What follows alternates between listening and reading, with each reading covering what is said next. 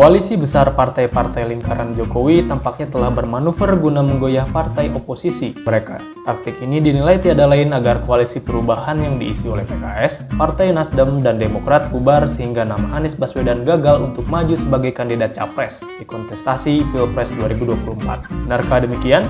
Kita bahas di Politik hari ini.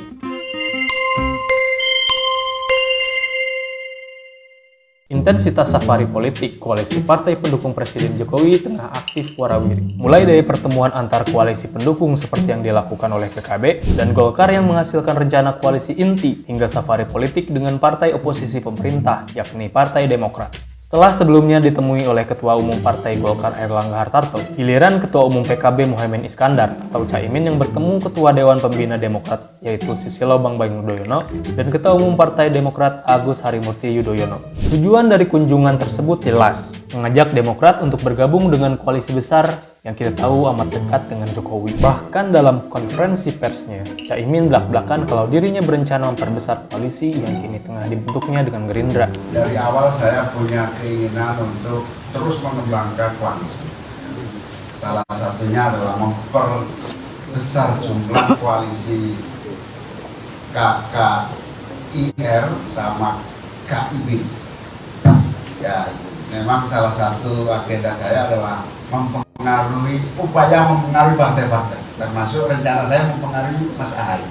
Tapi setelah ketemu, ternyata imannya kuat. Manuver yang dilakukan Golkar dan PKB ini diduga agar koalisi perubahan yang diisi oleh PKS, Partai Nasdem, dan Demokrat bubar, sehingga nama Anies Baswedan gagal untuk maju sebagai kandidat capres di kontestasi Pilpres 2024. Sebenarnya upaya untuk menggoyah Partai Demokrat cuma terjadi satu kali ini aja.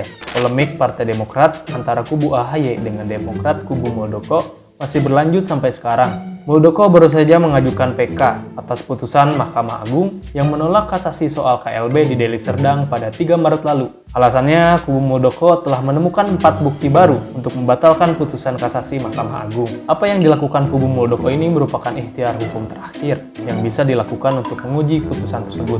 Berbagai upaya dilakukan sejumlah pihak untuk menggoyah iman Partai Demokrat. Kendati demikian, Demokrat dinilai masih ajak dengan keputusannya mencalonkan Anies Rashid Baswedan menjadi capres koalisi perubahan dan Ahaye sebagai calon wakil presidennya. Mungkin satu-satunya cara agar Demokrat dapat berubah haluan adalah dengan mempertemukan Ketua Umum PDIP Megawati dengan Susilo Bambang Yudhoyono. Tentunya dalam pertemuan tersebut harus ada lobbying dari pihak pelobi, yakni Megawati kepada SBY dan Ahaye. Mungkinkah akan terwujud?